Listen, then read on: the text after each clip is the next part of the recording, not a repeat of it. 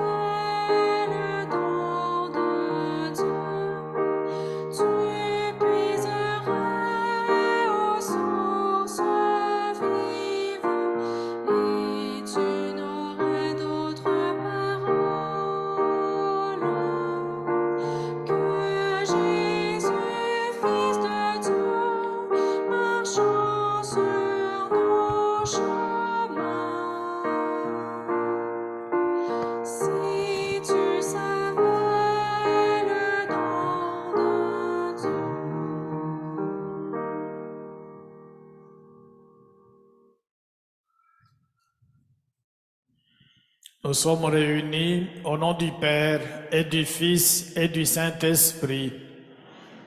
Que le Seigneur Jésus, véritable source d'eau vive, soit toujours avec vous. Au début de cette célébration, mettons-nous en présence du Seigneur pour reconnaître notre condition pécheresse. Confiant en sa miséricorde et d'un cœur repentant, implorons sa bienveillance infinie.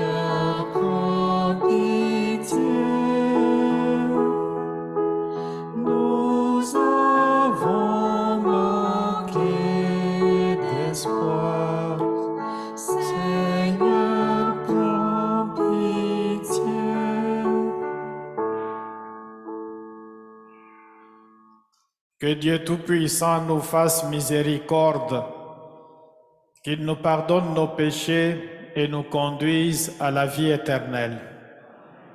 Prions le Seigneur. Seigneur Dieu, source de toute bonté et de toute miséricorde, tu nous as montré comment guérir du péché par le jeûne, la prière et le partage.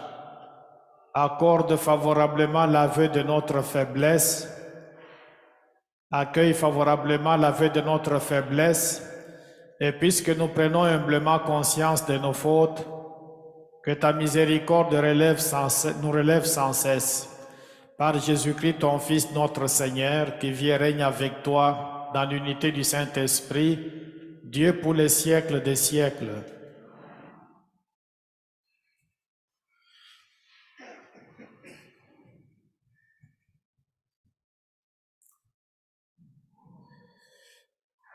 Livre de l'Exode.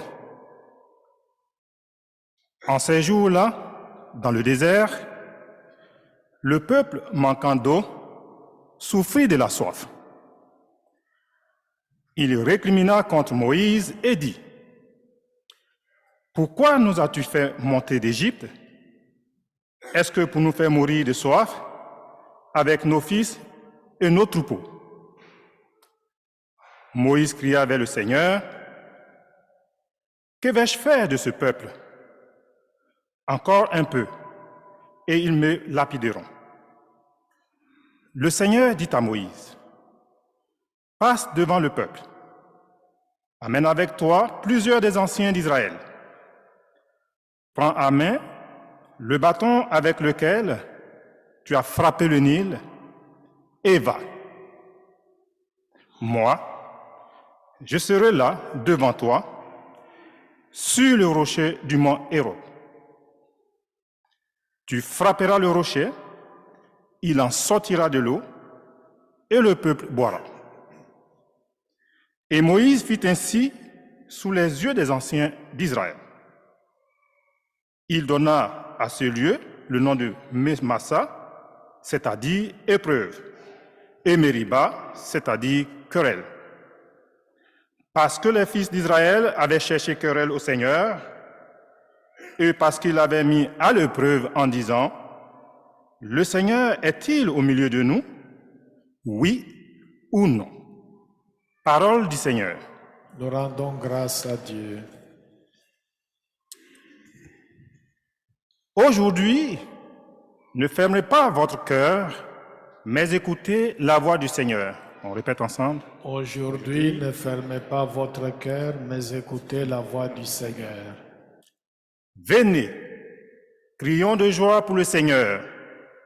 Acclamons notre rocher, notre salut. Allons jusqu'à lui en rendant grâce.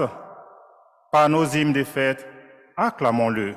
Aujourd'hui, ne fermez pas votre cœur, mais écoutez la voix du Seigneur. Entrez, inclinez-vous, prosternez-vous. Adorons le Seigneur qui nous a fait. Oui, il est notre Dieu. Nous sommes le peuple qu'il conduit. Aujourd'hui, ne fermez pas votre cœur, mais écoutez la voix du Seigneur. Aujourd'hui, écouterez-vous sa parole. Ne fermez pas votre cœur comme au désert, où vos pères m'ont tenté et provoqué. Et pourtant, ils avaient vu mon exploit. Aujourd'hui, ne fermez pas votre cœur, mais écoutez la voix du Seigneur.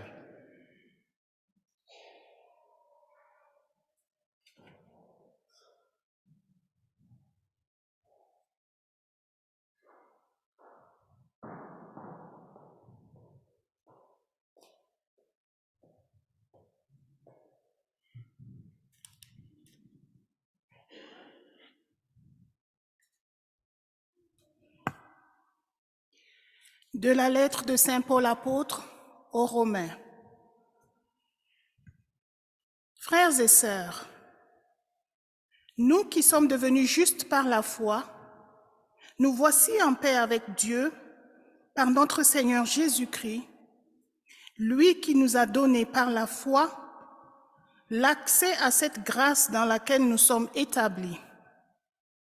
Et nous mettons notre fierté dans l'espérance d'avoir part à la gloire de Dieu. Et l'espérance ne déçoit pas, puisque l'amour de Dieu a été répandu dans nos cœurs par l'Esprit Saint qui nous a été donné. Alors que nous n'étions encore capables de rien, le Christ, au temps fixé par Dieu, est mort pour les impies que nous étions. Accepter de mourir pour un homme juste, c'est déjà difficile. Peut-être quelqu'un s'exposerait-il à mourir pour un homme de bien. Or, la preuve que Dieu nous aime, c'est que le Christ est mort pour nous, alors que nous étions encore pécheurs. Parole du Seigneur. Nous rendons grâce à Dieu.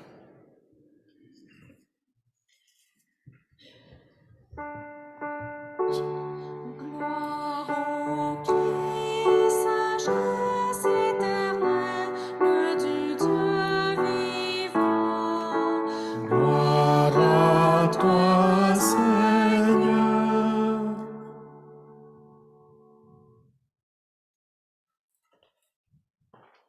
Ensemble. Tu es vraiment le sauveur du monde, Seigneur. Donne-moi de l'eau vive que je n'ai plus soif. Ô Christ, sagesse éternelle du Dieu vivant, gloire à toi, Seigneur.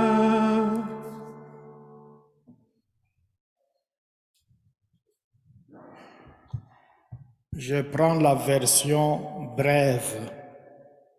La version brève. Le Seigneur soit avec vous. Proclamation de l'Évangile de Jésus-Christ selon Saint Jean. En ce temps-là, Jésus arriva à une ville de Samarie appelée Sychar, près du terrain que Jacob avait donné à son fils Joseph. Là se trouvait le puits de Jacob. Jésus, fatigué par la route, s'était donc assis près de la source. C'était la 6e heure, environ midi. Arrive une femme de Samarie qui venait puiser de l'eau. Jésus lui dit, « Donne-moi à boire. » En effet, ses disciples étaient partis à la ville pour acheter des provisions. La Samaritaine lui dit, « Comment? Toi, un Juif, tu me demandes à boire, à moi une Samaritaine. » En effet, les Juifs ne fréquentent pas les Samaritains. Jésus lui répondit, « Si tu savais les dons de Dieu et qui est celui qui te dit, « Donne-moi à boire », c'est toi qui lui aurais demandé et il t'aurait donné de l'eau vive. » Elle lui dit, « Seigneur, tu n'as rien pour puiser et le puits est profond. D'où as-tu donc cette eau vive? Serais-tu plus grand que notre père Jacob qui nous a donné ce puits et qui en a bu lui-même avec ses fils et ses bêtes? » Jésus lui répondit, « Quiconque boit de cette eau aura de nouveau soif. Mais celui qui boira de l'eau que moi je lui donnerai n'aura plus jamais soif. Et l'eau que je lui donnerai deviendra en lui une source d'eau jaillissant pour la vie éternelle. » La femme lui dit, « Seigneur, donne-moi de cette eau, que je n'ai plus soif, que je n'ai plus à venir ici pour puiser. Je vois que tu es un prophète. Eh bien, nos pères ont adoré sur la montagne qui est là, et vous les Juifs, vous dites que le lieu où il faut adorer est à Jérusalem. » Jésus lui dit, « Femme, crois-moi, l'heure vient où vous n'irez plus ni sur cette montagne ni à Jérusalem pour adorer le Père. Vous, vous adorez ce que vous ne connaissez pas. Nous, nous adorons ce que nous connaissons, car le salut vient des Juifs. Mais l'heure vient, et c'est maintenant, où les vrais adorateurs adoreront le Père en esprit et vérité. Tels sont les adorateurs que recherche le Père. Dieu est esprit, et ceux qui l'adorent, c'est en esprit et en vérité qu'ils doivent l'adorer. » La femme lui dit, « Je sais qu'il vient, le Messie, celui qu'on appelle Christ. Quand il viendra, c'est lui qui nous fera connaître toutes choses. » Jésus lui dit, « Je le suis, moi qui te parle. » Beaucoup de Samaritains de cette ville crurent en Jésus. Lorsqu'ils arrivèrent auprès de lui, ils l'invitèrent à demeurer chez eux. Il y demeura 2 jours. Ils furent encore beaucoup plus nombreux à croire à cause de sa parole à lui, et il disait à la femme, « Ce n'est plus à cause de ce que tu nous as dit que nous croyons. Nous-mêmes, nous l'avons entendu et nous savons que c'est vraiment lui, le Sauveur du monde. » Gloire au Christ, sagesse éternelle du Dieu vivant. Gloire à toi, Seigneur.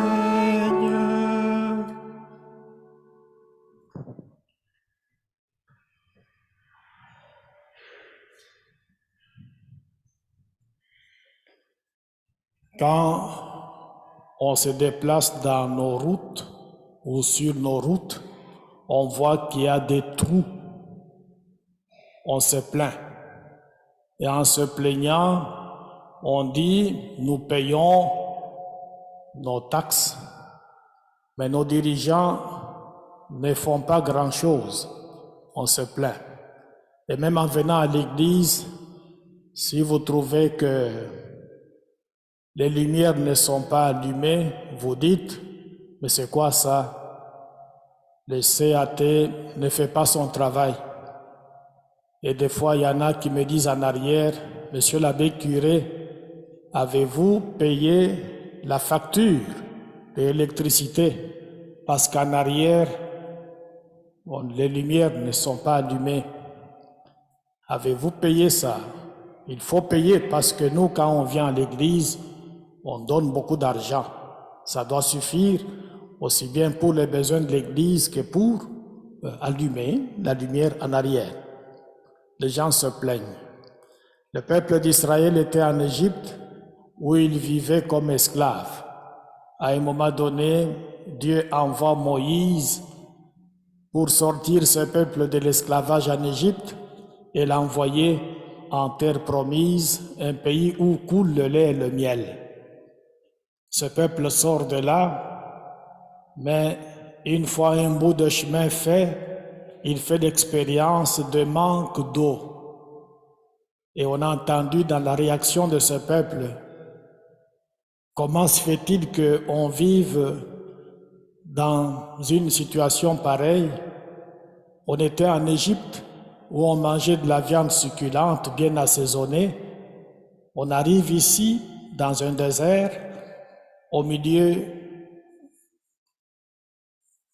d'un endroit où c'est beaucoup plus difficile.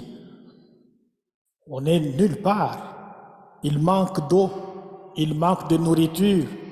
Est-ce qu'on nous a fait sortir de l'Égypte pour nous faire mourir ici, non seulement nous-mêmes, mais aussi nos fils et nos bêtes?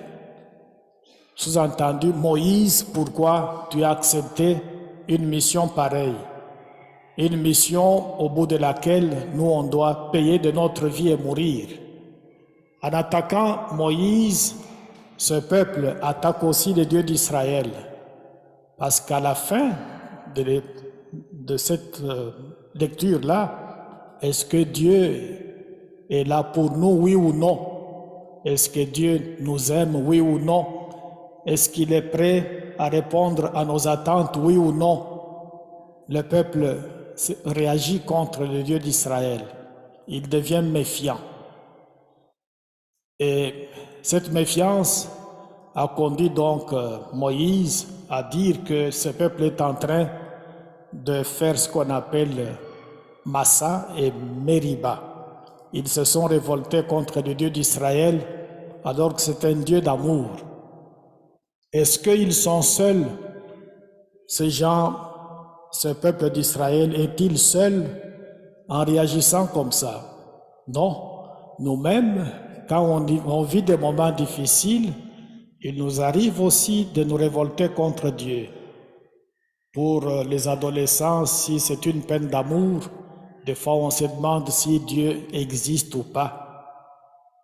Les adultes, s'il y a beaucoup de décès dans la famille, on se pose des questions sur l'existence, l'efficacité de Dieu. Parfois c'est le chômage, parfois c'est une maladie incurable, et parfois aussi quand il y a beaucoup de décès, on dit mais c'est quoi? Est-ce que Dieu existe ou pas? On fait de nos épreuves des Massa et des Meriba. Mais on voit que dans la première lecture, en bout de ligne, Dieu va demander à Moïse de prendre le bâton qu'il avait utilisé pour séparer le fleuve en deux, et il va utiliser ce bâton-là de frapper sur un rocher. Et le rocher va faire jaillir de l'eau et le peuple va boire de manière suffisante, de manière correcte. Si l'eau sort du rocher, c'est que Dieu est celui qui peut faire l'impossible. Il est celui qui, quand il agit, c'est toujours au-delà de toutes nos attentes. Alors la leçon d'aujourd'hui consiste au fond à nous inviter à ne pas faire de nos épreuves, de nos difficultés, des Massa, des Meriba, des attitudes qui consistent à remettre finalement l'existence de Dieu en doute et de penser qu'il est celui qui peut nous laisser au milieu de nulle part, comme si Dieu voulait ça. Dieu est amour. L'amour, c'est sa vie. D'ailleurs, le concevoir comme infiniment bon, c'est s'arrêter à une conception trop étroitement humaine de l'amour de Dieu. Dieu est amour et l'amour, c'est sa vie. Il veut toujours notre bonheur. Quand bien même on a l'impression que ça tarde à venir, ce que nous cherchons, Dieu va nous l'envoyer. Il va nous l'envoyer au moment où il va trouver que c'est plus profitable pour nous. Alors, qu'on fasse un effort pour ne pas faire de nos difficultés, de nos moments difficiles, des Massa et des Meriba, parce que Dieu est amour. Il est celui qui nous aime. Dans l'Évangile, on voit deux peuples, les Samaritains d'un côté et les Juifs de l'autre. Ces gens-là sont à couteau tiré. Les Samaritains pensent que pour adorer Dieu, il faut aller sur la montagne sainte. Les Juifs, eux, estiment qu'il faut plutôt aller au temple de Jérusalem. Des fois, dans nos confessions religieuses variées, nous pensons que nous sommes seuls à posséder la vérité. Dieu est partout. Il est partout. On peut toujours l'adorer où qu'on soit. J'ouvre une petite parenthèse. Un jour, je parlais avec une religieuse qui vit au Généralat en Belgique, une sœur de la charité. Je lui pose la question suivante. Ma sœur, dis-moi un peu, où est-ce que tu es? Je suis dans la chapelle. Bon, j'ai dit, ok, je vais te rappeler après. Quand il a fini la prière, je l'ai rappelé. J'ai dit, ma sœur, ça va, oui? Réponds-moi sincèrement. Quand tu pries, tu es là au Généralat. Où est-ce que tu te sens bien? Sa réponse m'avait surpris. Elle me dit, je me sens bien en priant quand je suis dans mon lit. Donc, vous voyez, c'est une religieuse qui vit au Généralat. Ça, c'est comme le gouvernement central des Sœurs de la Charité. Et cette religieuse-là me dit, c'est quand je suis couché dans mon lit, je prie dans mon lit couché, que je me sens dans l'intimité avec Dieu. Alors qu'on aurait pensé que c'est plutôt dans la chapelle qu'elle se sentirait mieux. Alors, cette dame, la Samaritaine, dit à Jésus qu'il y a entre Juifs et Samaritains, ce peuple vit à couteau tiré. Parce que les Samaritains, comme je l'ai mentionné, pensent qu'il faut prier sur le mont, la montagne sainte. À Jérusalem, les Juifs pensent que c'est plutôt au temple qu'il faut prier. Et la réponse de Jésus est tranchante. Jésus dit, les vrais adorateurs vont adorer Dieu non pas sur la montagne ni au temple, mais ils doivent l'adorer en vérité, en esprit. Dieu est esprit et les vrais adorateurs n'ont pas de lieu fixe comme pour dire il n'y a que là que Dieu peut nous entendre. Dieu nous entend où qu'on soit, parce qu'il est esprit, il est partout, nous pouvons le prier n'importe où, il va nous entendre. La preuve en est que quand Dieu a confié sa mission à Moïse pour qu'il aille en Égypte, sortir ce peuple de l'esclavage, ce n'était pas dans un temple, c'était dans la nature. Moïse a vu les buissons ardents. Et ces buissons-là, ce n'était pas dans une maison, ce n'était pas dans un temple. Et c'est là que Dieu lui est apparu. Il lui a dit, enlève tes chaussures parce que tu es dans un endroit sacré. Comme pour dire, là où nous nous trouvons, Dieu est là. Là où nous nous trouvons, nous pouvons prier Dieu. Il est celui qui est partout, il peut nous écouter. Mais l'enfermer dans un endroit quelconque, ça ne va pas, parce qu'on n'a pas compris la parole de Dieu en tant que telle. Évidemment, nous les catholiques, nous disons qu'il est ici, de manière spéciale. Même si nous disons qu'il est ici de manière spéciale, à cause du tabernacle qui est là, mais nous devons être aussi convaincus qu'il est dehors. Donc il est partout, il est esprit, et en tant qu'esprit, il est partout. Je termine en disant que au bas de la croix, il y a évidemment la Bible, mais à côté de la Bible, il y a une sorte de vase, et là-dedans, on a mis une plante. Et notre plante a maintenant des bourgeons. Et ces bourgeons viennent évidemment du fait que on a arrosé notre plante. Il y a une cruche d'eau à côté. Et cette eau-là, qui permet donc à notre plante de bourgeonner, de porter des petites feuilles, cette eau-là, c'est l'eau vive à laquelle on fait allusion dans cet évangile. Et cette eau-là vive que Jésus nous apporte, il y en a qui estiment que c'est la foi. Mais d'autres pensent que c'est plutôt l'Esprit Saint. Quand on a la foi, on peut bien cheminer. Quand on a l'Esprit Saint, on peut encore bien cheminer. Et aujourd'hui, nous allons prier le Seigneur pour deux choses. La première, qu'il nous aide à ne pas faire de nos problèmes de Meriba plutôt, et que aussi Dieu ouvre notre cœur pour que nous puissions recevoir l'eau vive de son Fils, donc la foi, et si vous voulez, l'Esprit Saint. Au nom du Père et du Fils et du Saint-Esprit, Amen.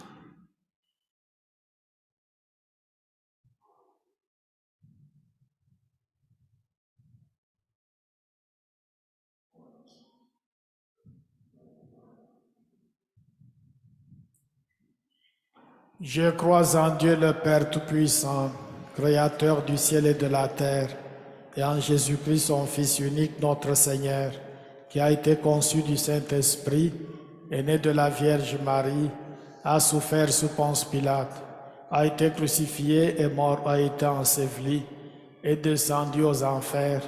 Le troisième jour est ressuscité des morts, est monté aux cieux, est assis à la droite de Dieu le Père Tout-Puissant, d'où il viendra juger les vivants et les morts.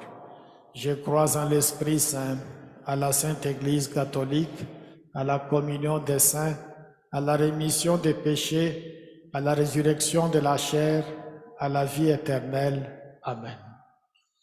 Présentons nos prières à Dieu le Père, qui a apaisé la soif de son peuple dans le désert et donné par son Fils l'eau de la vie à la Samaritaine. Seigneur, source d'eau vive, écoute-nous. Pour les chefs d'État du monde entier, afin que le souci du bien-être de la population, surtout des plus vulnérables, soit toujours leur priorité, prions. Seigneur, source d'eau vive, écoute-nous. Pour l'Église, afin qu'avec ferveur, elle continue sa mission d'aller à la rencontre de ceux et celles qui ont soif d'entendre l'Évangile. Prions. Seigneur, source d'eau vive, écoute-nous. Pour les enfants et les jeunes, afin qu'ils découvrent Jésus comme la source d'eau vive qui procure le véritable bonheur. Prions. Seigneur, source d'eau vive, écoute-nous. Pour les personnes qui vivent loin de la foi, afin qu'elles se laissent toucher par le Christ, lui qui soulage les soifs les plus profondes. Prions. Seigneur, source d'eau vive, écoute-nous. Pour les membres de nos communautés chrétiennes, afin que l'écoute de la parole de Dieu transforme leur cœur, comme la rencontre de Jésus a changé celui de la Samaritaine. Prions. Seigneur, source d'eau vive, écoute-nous. Père, toi qui agis toujours envers nous avec bonté, réponds à nos supplications et écoute aussi celles que nous portons dans le secret de notre cœur. Nous te le demandons par Jésus, le Christ notre Seigneur. Amen. Des personnes vont passer à vos bancs pour recueillir vos dons à l'Église. D'avance, merci de votre générosité.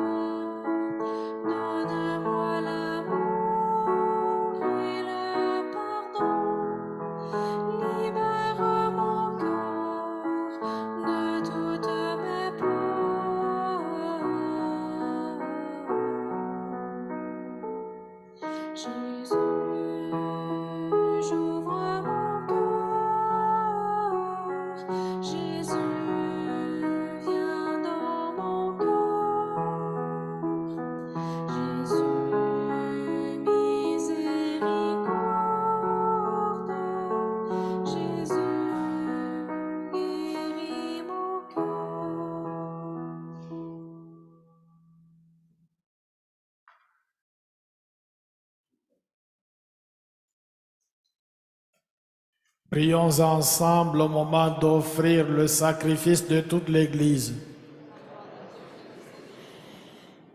Par ce sacrifice, Seigneur de bonté, alors que nous implorons le pardon de nos fautes, accorde-nous d'avoir à cœur de pardonner celles de nos frères et sœurs, par le Christ notre Seigneur. Le Seigneur soit avec vous. Élevons notre cœur. Rendons grâce au Seigneur notre Dieu. Vraiment, il est juste et bon pour ta gloire et notre salut de t'offrir notre action de grâce toujours et en tout lieu. Seigneur Père très saint, Dieu éternel et tout-puissant, par le Christ notre Seigneur. Quand il demandait à la Samaritaine de lui donner à boire, il lui faisait déjà les dons de la foi. De cette foi, il manifesta une telle soif qu'il fit naître en elle le feu de l'amour de Dieu. C'est pourquoi nous te rendons grâce et avec les anges nous chantons tes merveilles en proclamant.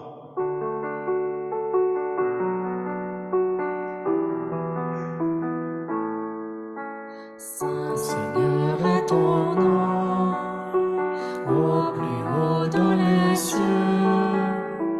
Béni soit celui qui vient, Jésus-Christ le Seigneur. Cieux et terre sont remplis, ta joie brille en nos cœurs. Acclamons, acclamons les louanges du Seigneur. Saint Seigneur est ton nom, au plus haut dans les cieux. Béni soit celui qui vient, Jésus-Christ le Seigneur.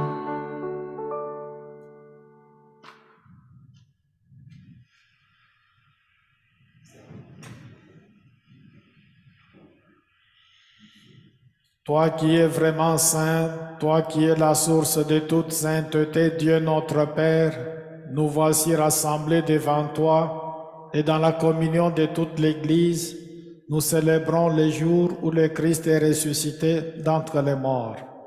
Par lui que tu as élevé à ta droite, nous te prions. Sanctifie ces offrandes en répandant sur elles ton esprit, qu'elles deviennent pour nous le corps et le sang de Jésus, le Christ notre Seigneur. Au moment d'être livré et d'entrer librement dans sa passion, il prit le pain, il rendit grâce, il le rompit et le donna à ses disciples en disant, « Prenez et mangez-en tous, ceci est mon corps livré pour vous. »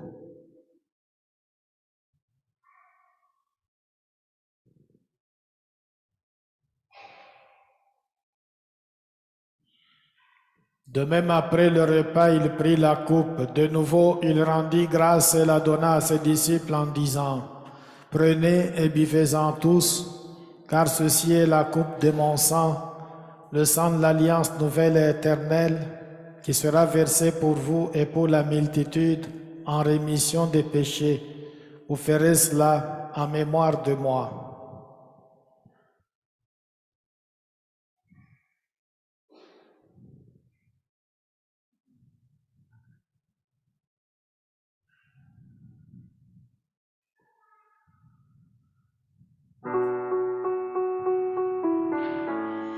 Proclamons le mystère de la foi.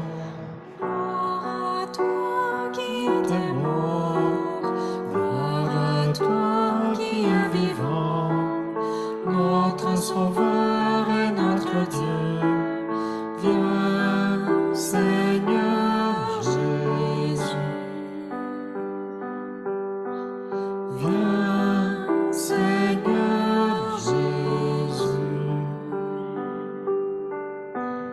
Viens, Seigneur Jésus. En faisant ainsi mémoire de la mort et de la résurrection de ton Fils, nous t'offrons, Seigneur, le pain de la vie et la coupe du salut, et nous te rendons grâce car tu nous as estimés dignes de nous tenir devant toi pour te servir. Humblement, nous te demandons qu'en n'ayant pas recours et au sang du Christ, nous soyons rassemblés par l'Esprit Saint en un seul corps. Souviens-toi, Seigneur, de ton Église répandue à travers le monde.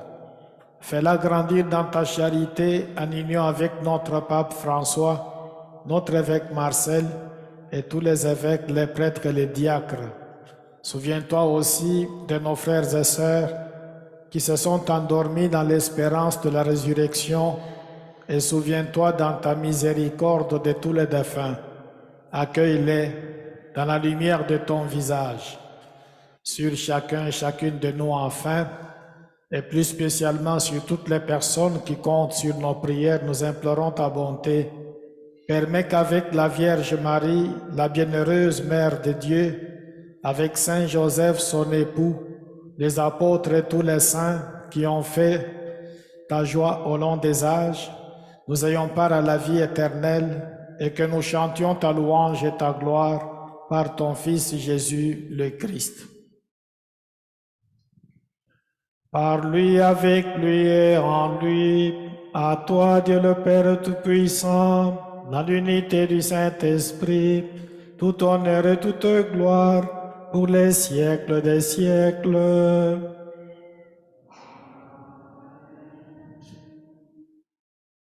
Unis dans le même esprit, nous pouvons dire avec confiance la prière que nous avons reçue du Sauveur. Notre Père qui es aux cieux, que ton nom soit sanctifié, que ton règne vienne, que ta volonté soit faite sur la terre comme au ciel. Donne-nous aujourd'hui notre pain de ce jour.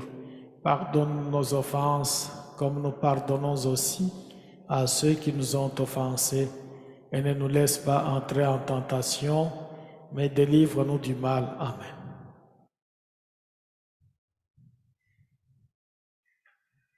Délivre-nous de tout mal, Seigneur, et donne la paix à notre temps.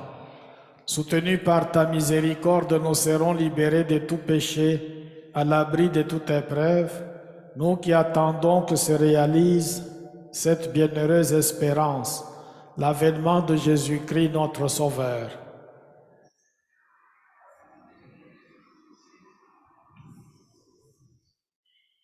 Seigneur Jésus-Christ, tu as dit à tes apôtres, je vous laisse la paix, je vous donne ma paix. Ne regarde pas nos péchés, mais la foi de ton Église. Pour que ta volonté s'accomplisse, donne-lui toujours cette paix et conduis-la vers l'unité parfaite, toi qui règnes pour les siècles des siècles. Que la paix du Seigneur soit toujours avec vous. Dans la charité du Christ, donnez-vous la paix du Seigneur, la paix du Seigneur, la paix du Seigneur.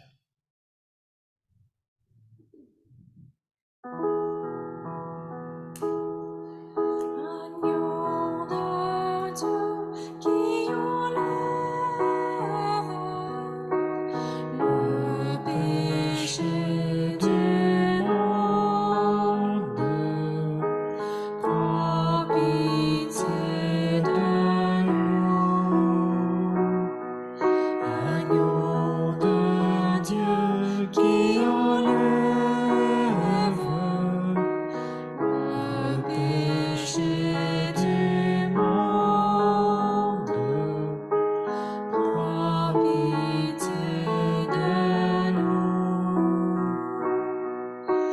Agneau de Dieu qui enlève le péché du monde, donne-nous la paix.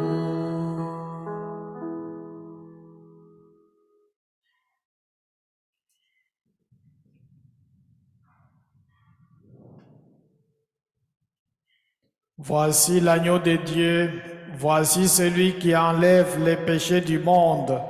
Heureux les invités au repas des noces de l'agneau.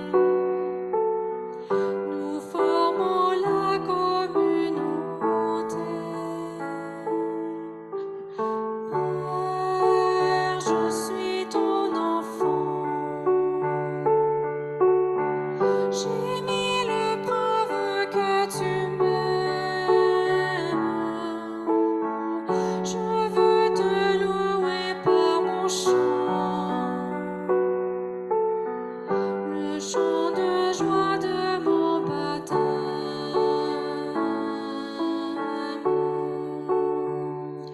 Ô Père, je suis ton enfant. J'ai mille preuves que tu m'aimes.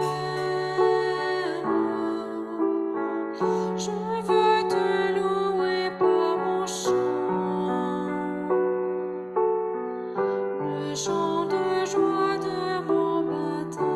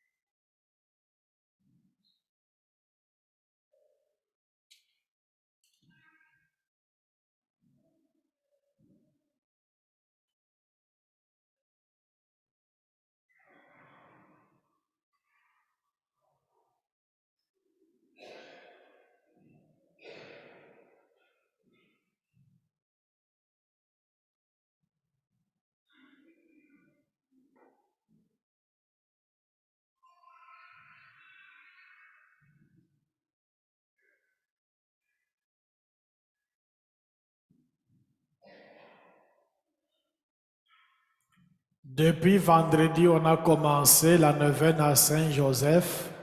Dans vos bancs, il y a un bout de papier sur lequel il y a un chant dédié à Saint-Joseph. On va l'exécuter ensemble.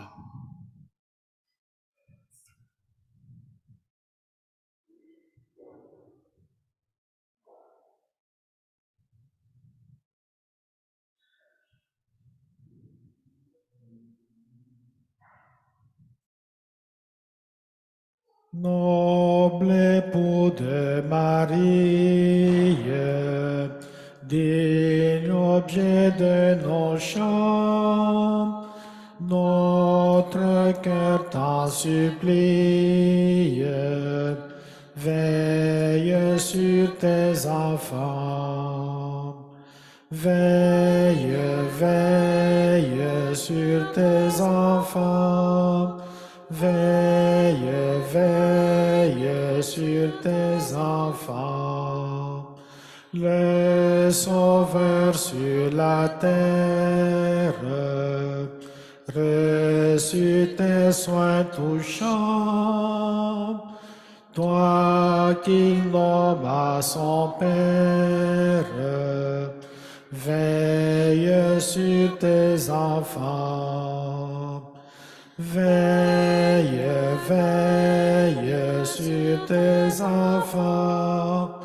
Veille, veille sur tes enfants. Témoin de sa naissance et de ses jeunes ans, gardien de son enfance, veille sur tes enfants. Veille, veille sur tes enfants. Veille, veille sur tes enfants. Prions le Seigneur. Nous avons reçu de toi, Seigneur, un avant-goût des mystères du ciel, et dès cette terre, nous sommes rassasiés par le pain venu d'en haut. Nous t'en supplions, donne-nous de mettre en œuvre ce que le sacrement réalise en nous, par le Christ, notre Seigneur. Le Seigneur soit avec vous. Que Dieu Tout-Puissant vous bénisse, le Père, le Fils et le Saint-Esprit. Je vous souhaite un très beau dimanche. Allez dans la paix du Christ.